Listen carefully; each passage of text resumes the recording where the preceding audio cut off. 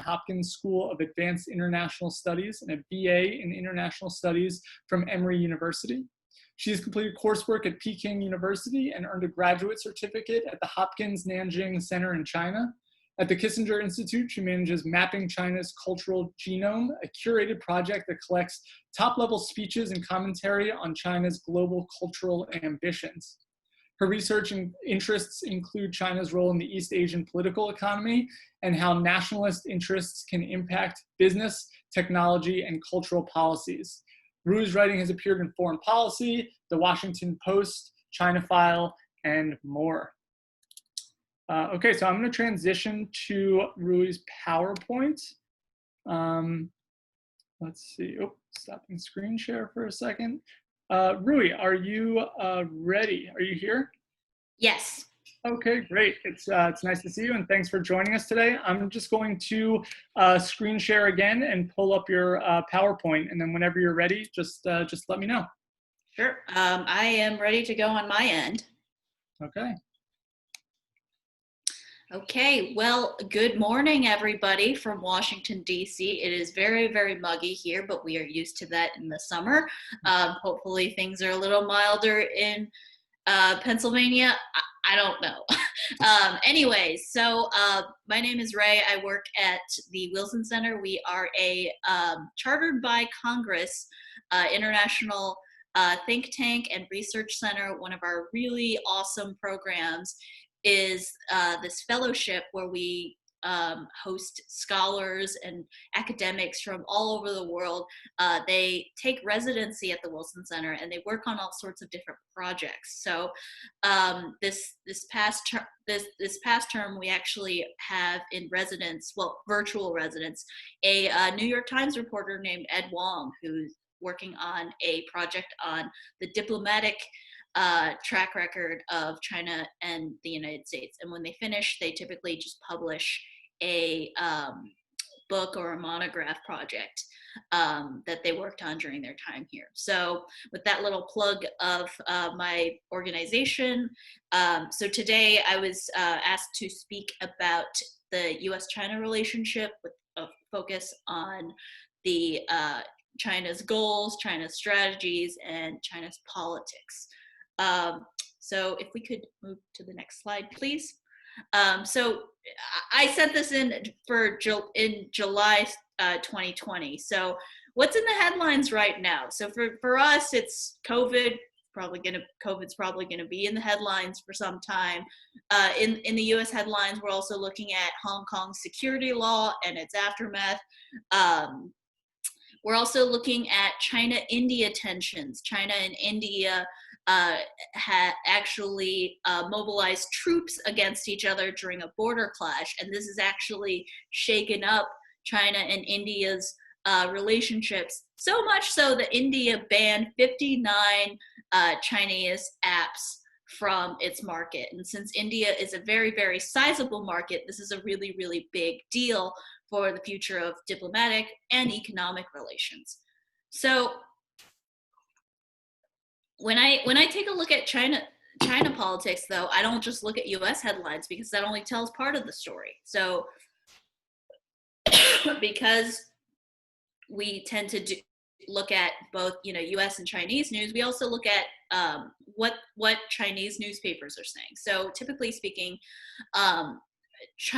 two Chinese media outlets that typically reflect sort of mainstream thought are Xinhua, which is their news bureau, think Reuters or the Associated Press, and the People's Daily, which is one of their biggest newspapers. Both are affiliated with the Chinese Communist Party, which is the ruling political party of China, and has been since 1949.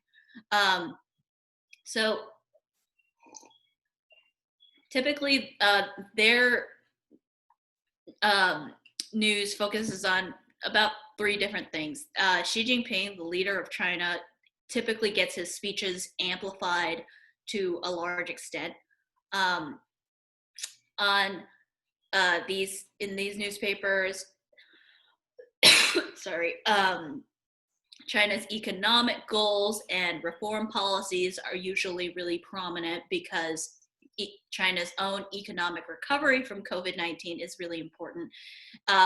China itself also is paying attention to Hong Kong's implications for national security, since Beijing was actually the actor that passed a lot of these laws. Can I get the next slide, please? Okay, but when I tend to look at China's politics, they actually start on the domestic level as opposed to the foreign level. So this actually runs a fairly large range, and it's actually impacted fan fiction, it's impacted movie stars, and it's impacted things like Apple's cloud data storage. So just to briefly go into 3 of these things. Fan fiction. China's media censorship doesn't just extend to criticism of the party, but in recent years, it's also governed, appropriate conduct. So violence, supernatural topics, sexual content, so on and so forth. So, people who are writing different types of content or drawing different types of things, they've actually had, experienced a lot of takedowns. And in some cases, people have gone to jail, including one person who I think got a 10-year jail sentence for writing explicit gay fan fiction. In terms of movie stars, you also have this expansive sense of, how the government controls conduct. Sorry. If any of you ever heard of Fan Bingbing, she was really briefly in one of the X-Men films. There was a time period where she actually disappeared for several months and people didn't know where she was. And as it turned out, she was being investigated for tax fraud. And lastly, in terms of Apple, one of the biggest sort of issues with Apple and China is that Apple was actually requested by the Chinese government to store its data domestically. And so as somebody who tends to look a lot at technology, what this means is when data is stored within China, it's subject to Chinese cybersecurity laws. And China's cybersecurity laws, like most of its domestic laws, are really, really broad, and they're subject to enforcement sometimes arbitrarily, but often the law enforcement is really, really going to be, it really sort of takes shape based on political interests as well. Xi Jinping once said that national security, its definition also means political security. So cybersecurity is basically equal to the national security interests that China has. And so when negotiating and moving in international spaces, this sense of prioritizing that stability and security is a really, really big priority in how China's government communicates and how it makes policy. So this really conditions a specific civic society environment. And so when people are talking online, they're not just sort of expressing any opinions that they may or may not hold, but they're also thinking about how they're interacting with law enforcement potentially, because there are sometimes political risks as to what people share, what people post, and how people discuss topics with each other over the Chinese internet. So as a result, in the domestic space, people are usually either very nationalistic or very quiet. It doesn't necessarily mean that all people are either nationalistic or very quiet, but given the risks of expression and discourse within China's civic spaces, this is how the information space in China has generally taken shape. Can I get the next slide, please? So how do we think about this in an international setting? What happens in settings where there are sort of more open debate, open environment? The answer to that is a number of things. As of right now, the Chinese government tends to have a lot of money to throw around. Corporations that are headquartered in China tend to have a lot of money around. And so as of 2020, a lot of the strategy really involves putting resources into economic wheeling, dealing, and expenditures, so spending money that really gets linked to China's strategic interests. So one of those is the Belt and Road Initiative, which is a development-based initiative that really involves a lot of loans and grant packages across the world. So the Belt and Road Initiative, it was supposed to, it initially began as a lot of investments in Central Asia and Southeast Asia, but now it's extended to Africa, Latin America, and a bunch of other places.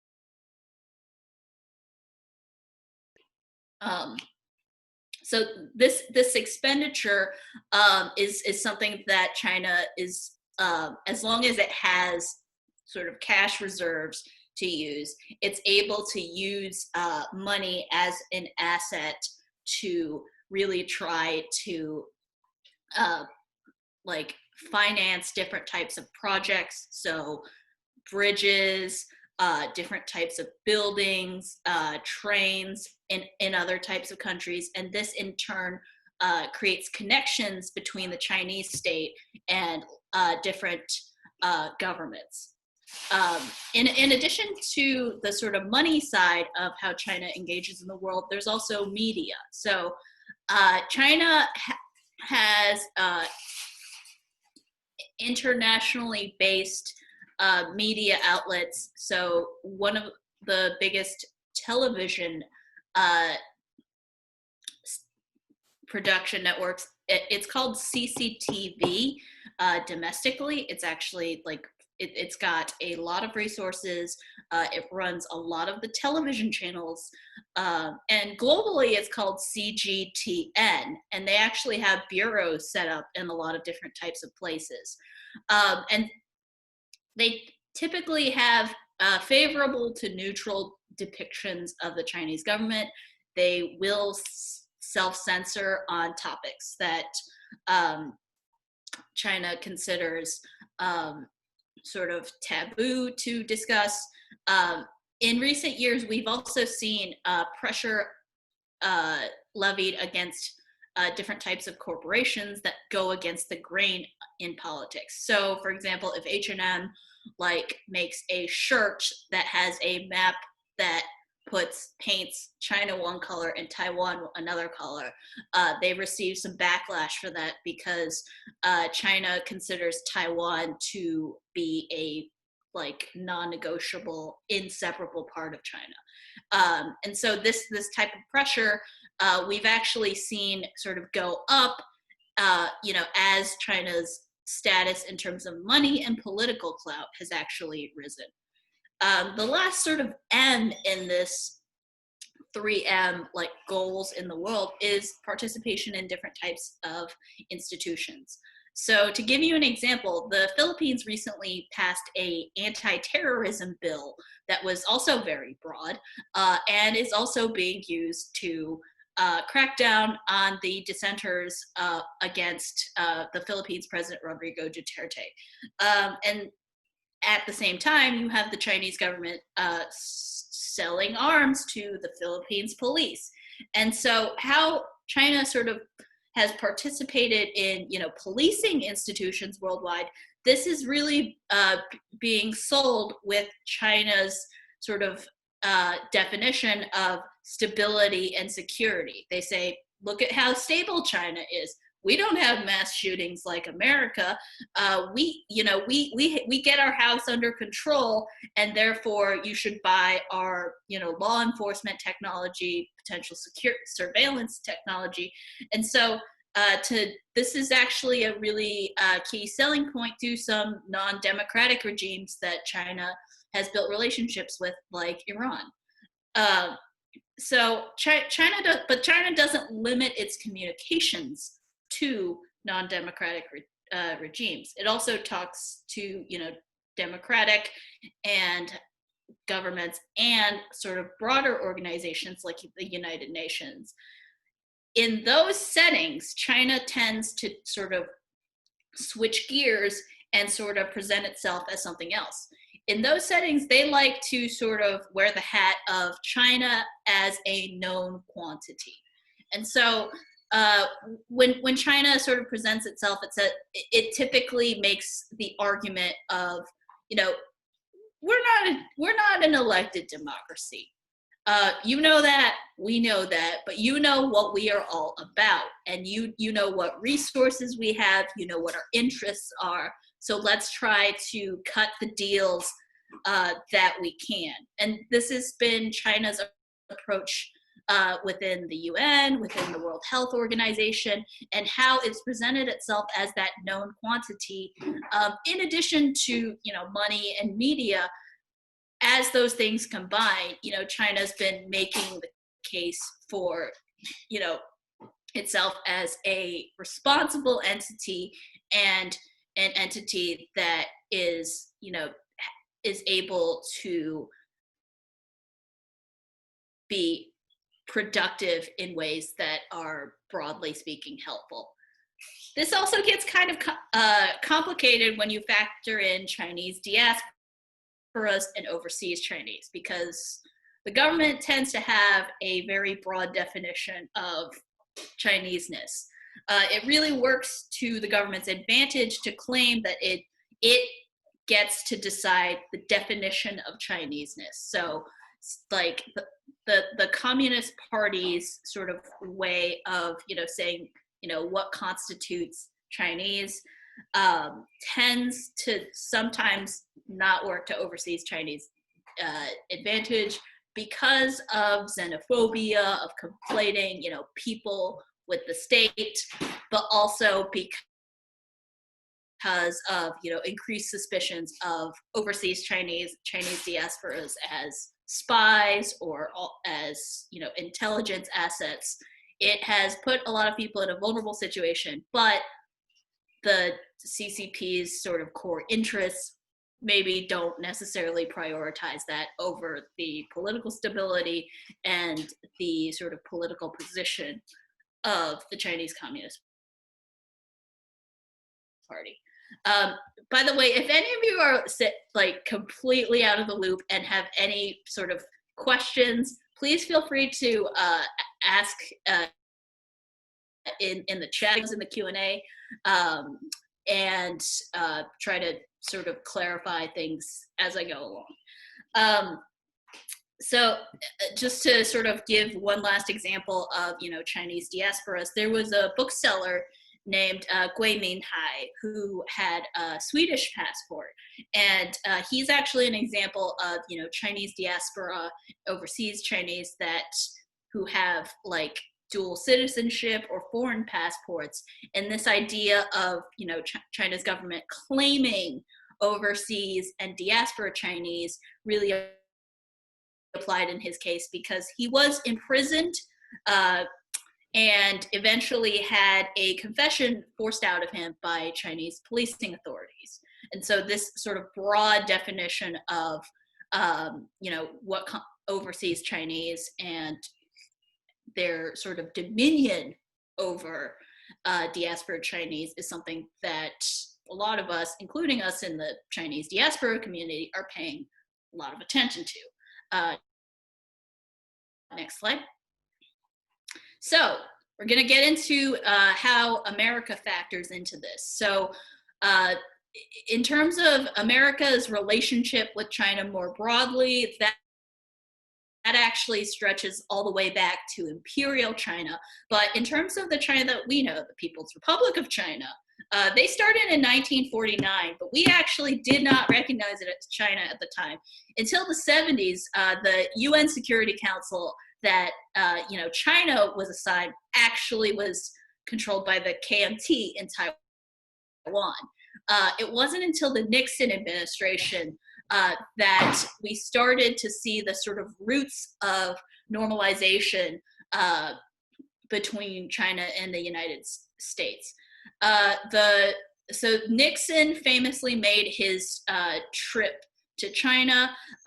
Fun fact, when I was researching this, when Nixon made a trip to China, there was actually a big boom in Peking duck restaurant popularity in the United States. And so these types of diplomatic exchanges actually sort of shape the cultural impressions that China and the United States have of each other. But the normalization of these relationships included sort of building some of the bridges of diplomatic ties that were connected later during the Carter administration. The Reagan administration, one thing that I would punctuate is the Reagan administration laid down these the United States' position on Taiwan through the 3 communiques. And essentially it's saying, it's kind of a non-admittance, and it's this kind of gray area recognition of Taiwan. It's very complicated legally, but essentially it's saying that the United States sort of does, like, it sort of hedges on what the status of Taiwan is. China eventually entered the WTO, the World Trade Organization, during the Clinton administration. This was actually a quite sort of controversial process because people were asking, well, China has a pretty spotty human rights record. What are we supposed to do? And eventually what happened was that they decided entry into the WTO really helps open up China's markets, and it allows it to participate in a system, including with more liberal actors. One quote that I always sort of pay attention to from the Clinton administration is this quote by Bill Clinton on the Chinese internet in the late 90s, early 2000s.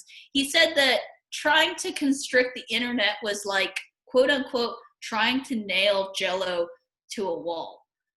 As of today, I don't think this quote has aged very well, given the construction of China's Great Firewall and how Chinese tech has sort of evolved since then. Relative to U.S. interests, we've seen China evolve throughout the 90s and the 2000s as presenting itself as an alternative model of, internet and society governance. Throughout the Bush years, we saw Hu Jintao take power, and that was the time period where China was industrializing really rapidly. Throughout the Obama administration, we saw the beginnings of a pivot to Asia, which a lot of U.S. Asian allies argue more could have been done relative to U.S. attention in other diplomatic areas. As the Obama administration carried on, Xi Jinping came to power in 2013.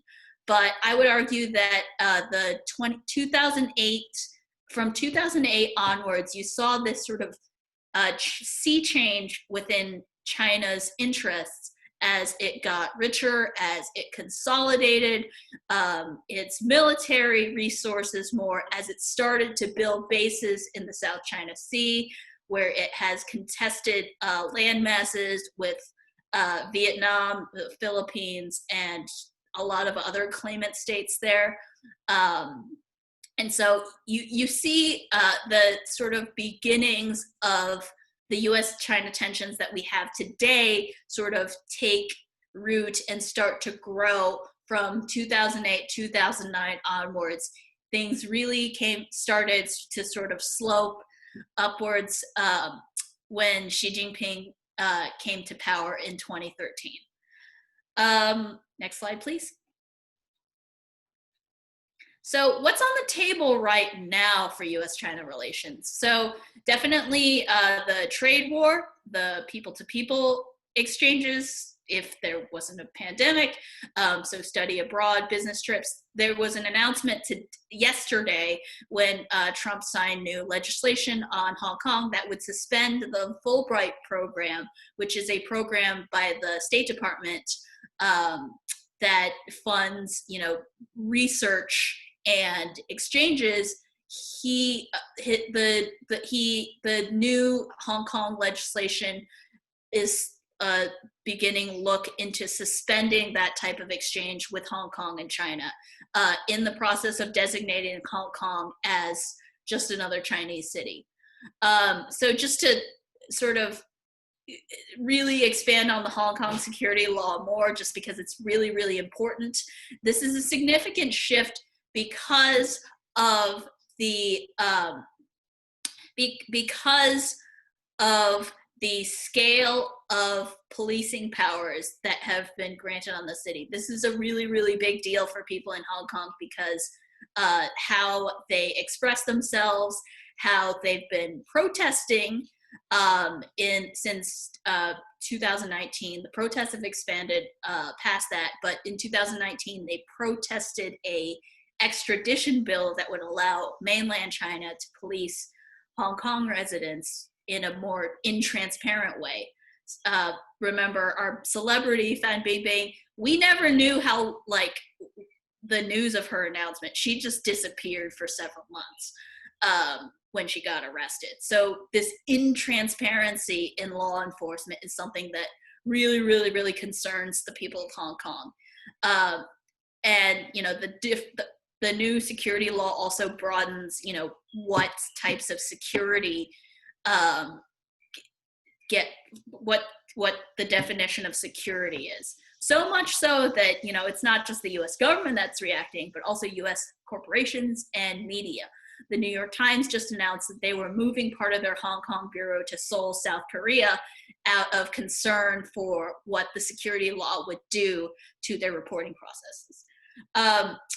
So in terms of COVID, China was the sort of vanguard for both, you know, some of sort of combating COVID, but also some of the intransparency surrounding COVID. And so because the United States currently is sort of has the message of, you know, China was the cause of COVID and therefore should take more responsibility, it's been more of a competition aspect of the relationship. At the same time, though, cooperation in health issues has been something that has been kind of more positive to the relationship in the past. I just got a question on the Hong Kong security law. Essentially, so Hong Kong is governed by a chief executive and a legislative council. The chief executive, though, is not elected, even though legislative council members are. And so Hong Kong's official designation, it's not a sort of, it doesn't have its own sovereignty like places like Singapore, but Hong Kong is what is called a semi-autonomous region. And so the ultimate sort of, the buck stops here, like accountability, it ultimately gets decided in Beijing. And so Beijing was the, what Beijing technically has the authority to pass different types of laws since the British handover in 1997. Technically speaking, Hong Kong was supposed to have this one country, two systems form of governance until 2047, but a lot of observers and analysts are saying with the passage of the security law, 2047 has come early for Hong Kong. Next slide, please. Oh, I had a slide about TikTok in here to sort of, why don't I try to screen share? Sorry. That's all right. Apologies for having an older version. Yeah. Go ahead and screen share whenever you're ready. Sure. It says yeah, Casey, can you make her a co-host? Yes. Give me one moment. Just take a sip of coffee. Okay, you are now a co-host. You should be able to screen share. Great. Okay. I am going to, okay. So I am almost certain that I don't need to explain what TikTok is to you. But TikTok is a tech company that is owned by a Chinese corporation, ByteDance. Why do legislators want to ban it? The rationale is that TikTok is subject to Chinese cybersecurity laws. There's been a lot of questions about how it's been sharing data or subject to cybersecurity laws by the Chinese state. For its part, TikTok has said that they do not store data in China like Apple does. Apple only stores Chinese users' data there. But the sort of question of, can companies like TikTok be sort of trusted to keep data secure, that's been on the table before, and it's going to be on the table for quite some time. What you may or may not know is that TikTok also has a Chinese counterpart that actually predates its entry into the US market. The Chinese counterpart to TikTok is called Douyin. The logos are exactly the same, and the format is exactly the same. People actually have been using Douyin to do lots of things that people might do on TikTok. They make memes, they do funny little dances with, themselves and their relatives. They make little music videos. Douyin has definitely sort of been something that I've been looking to as a vector for Chinese censorship, including the Chinese censorship based on, their ideas of propriety. They've been, for example, one thing that Douyin cracked down on was ASMR videos.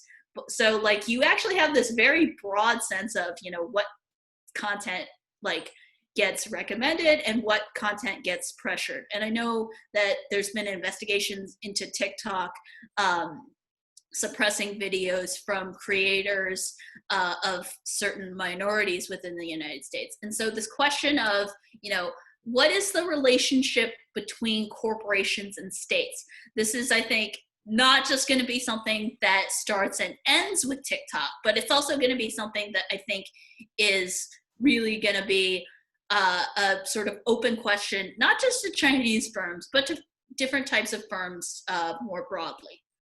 So just to sort of wrap my whole lecture up, I want to sort of end on trade and the economic future. So trade between the United States is sort of really breaks down into three boxes. Goods, like soybeans. We sell a lot of soybeans to China. China consumes a lot of soybeans. And that was actually one of the key goods in the phase 1 agreement of the trade deal. Services. So for example, buying and selling of different types of, advertisements, of, different types of, different types of tasks that are sort of being sent overseas, and people to people. So up until now, the United States was one of the biggest destinations for international students from China, and this was something of a really, really big source of revenue. And so this changes the priorities of higher education institutions in the United States. Also business visits, tourism, and other types of exchanges sunk a lot of money into maintaining a certain degree of the US-China relationships. During COVID, and also recent changes with regards to immigration and exchanges, this is something that's definitely going to get complicated. Because the future of the people-to-people economy is going to depend on a lot of things. First, how the US handles COVID. Secondly, the diplomatic relationship between China and the United States. And so as of right now, trade and economic ties between the US and China is really, really dependent on a lot of political factors that may or may not get ironed out depending on the interests of both China and the United States. So to wrap up stuff, there are a couple of resources that I'd like to suggest. There's this really awesome book that's co-written by two academics. It's called China in the 21st Century, What Everyone Needs to Know. There's also this book that's pretty accessible called China in 10 Words. It's by a Chinese novelist that's won a lot of prizes and sort of sums up some stuff on 20th century China. If you're really, really nerdy about this topic, there is a syllabus at the American Mandarin Society run out of the University of Maryland that has a lot of different resources. I would also suggest 3 documentaries about 20th century China. So one is called American Factory. It's on Netflix, and it's about sort of the industrial changes. The second is One Child Nation, which is on gender and the one-child policy, which my parents were actually subject to. It's effectively said that a lot of households could only have one child in the 80s. So I was born in China. My sister was born in the United States. And so this documentary looks at the ramifications of that policy on gender, family, politics, even some overseas adoptees. The third is called The People's Republic of Desire, and it is the most techie of my recommendations to you. And it's about live streaming in China. It's a documentary that looks at, a lot of different types of streaming apps in China that may be similar to Twitch, or other types of like live video. So it tracks a couple of people that have actually like hosted. It looks at the economy of live streaming. It looks at sort of society and the attention economy.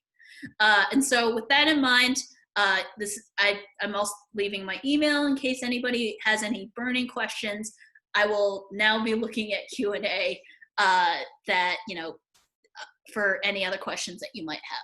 So what sort of impact has the Belt and Road Initiative had upon international politics? So the Belt and Road Initiative has put a lot of, think of it as really a really broad scale lobbying. And so lobbying, we see it in DC as, people, usually corporations, but sometimes non-corporations, using money, using people visiting different types of legislators and other types of resources trying to get a certain desired outcome.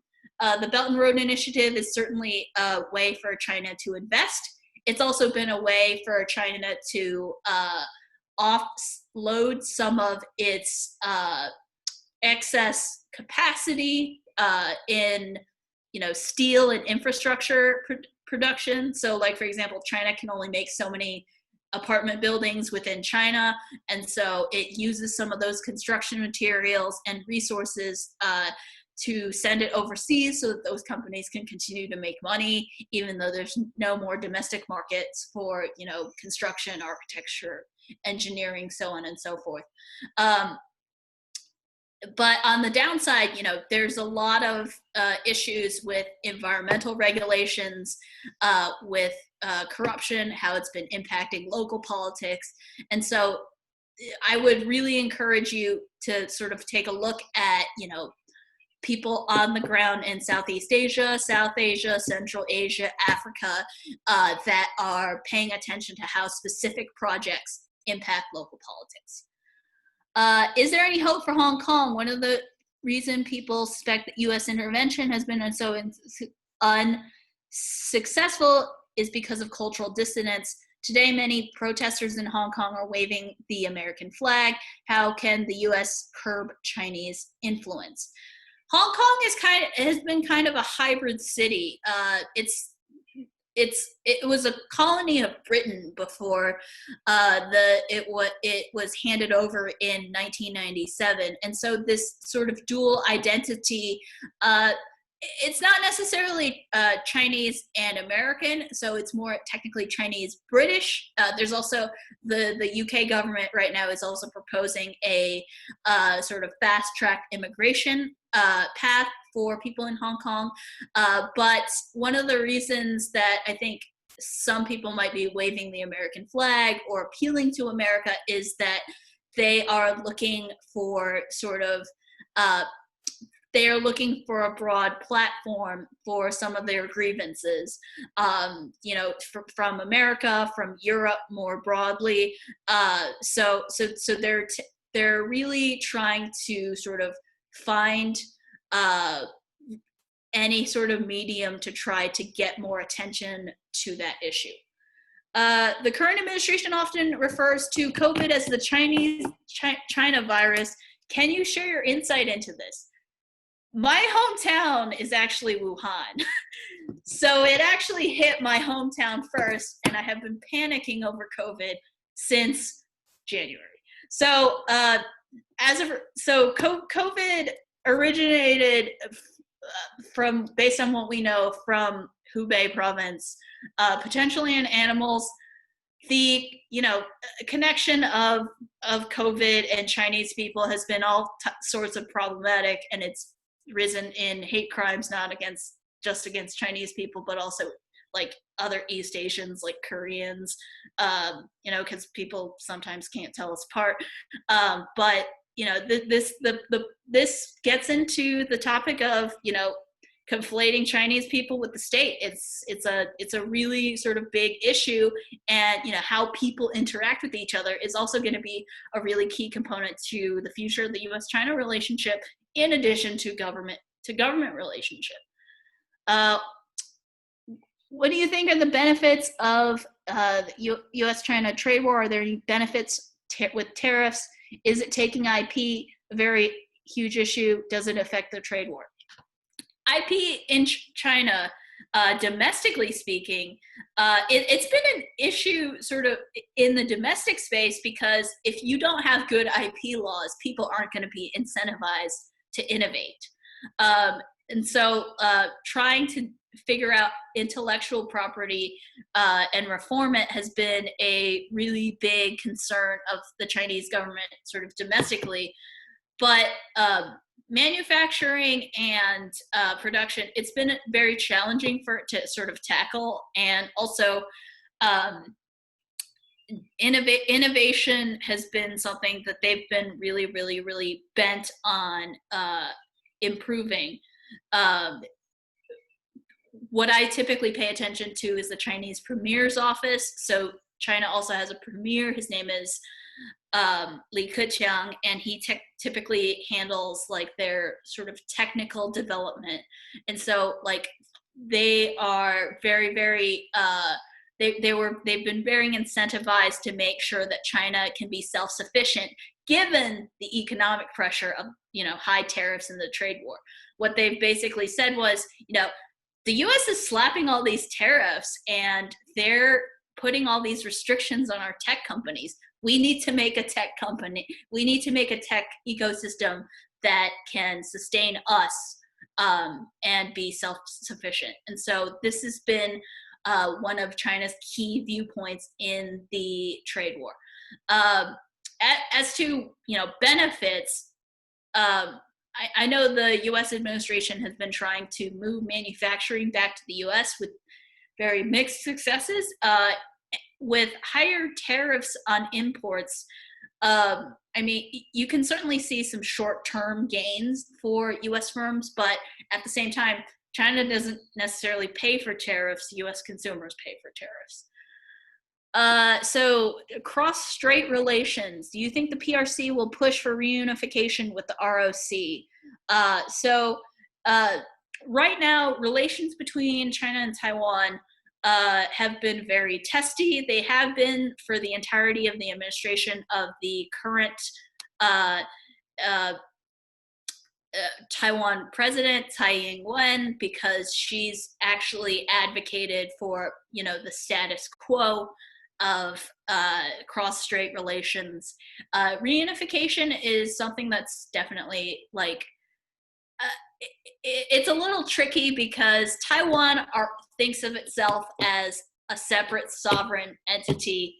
The PRC, it doesn't necessarily see it as reunification, because they technically do not see Taiwan as separate. So conceptually speaking, they are mobilizing more, military resources, but the concept of sort of reunification is something that gets very into the weeds on on how China and Taiwan define it. Do you think the U.S. economy will start to crumble, judging from how the majority of companies in the U.S. get raw materials and manufacturing from China? This is a good question. Globalization has definitely linked the U.S. and Chinese economies, for better or worse. Manufacturing in China definitely is going to be a big factor in, how the two countries are linked. China was actually hit very hard by the sort of manufacturing slowdowns. And broadly speaking, as we are all entering into a recession, the amount of interdependence is going to be a big question. In analyst circles, we call this a potential decoupling process of the US and Chinese economies. But as of right now, it's going to be very, very, very difficult to actually detangle or to move certain corporations out of China. And corporations, some of them really don't want to move because they don't necessarily have viable alternatives to material sourcing and manufacturing. What do you think you could change right now to avoid a trade war in China? What policies in the US could be added or taken away for this to happen? As of right now, I think we are still in a trade war with China, with tariffs still on a number of goods and services. I would say that for some kind of impasse to occur, we would have to be in a better economic shape. And for that to happen, COVID would need to be handled more adeptly, because as of right now, the sort of economic pain that the United States is experiencing and going to experience is sort of happening on multiple fronts. And so to really have more economic clout to bring to the table for negotiations with China, the US would have to recover some economic clout to negotiate with. Do we have any other questions? How has China's detention camps for Uyghurs affected U.S.-China relations? So since 2018, I want to say China has been setting up, increased surveillance and increased incarceration for Uyghurs, who are a Turkic, mostly Muslim minority, as well as other sort of Central Asian minorities in the Xinjiang semi-autonomous region. Their conditions have ranged from, in-home surveillance by government officials to allegations of forced sterilization to parent-child separation. These human rights issues have been something that the United States has been raising, and they've also begun sanctioning Chinese officials. It's definitely become more prominent in U.S.-China relations. At the same time, the United States has kind of shelved this issue whenever there seem to be opportunities for improve trade relationships. But because trade relationships between China and the United States have stalled, I think this is probably going to be something that the United States pushes more strongly going forward. Right. I think I had until 10. Yeah, no, that's perfect. Thank you so much. Do we have any final questions? I don't want to keep you too long, but any final questions?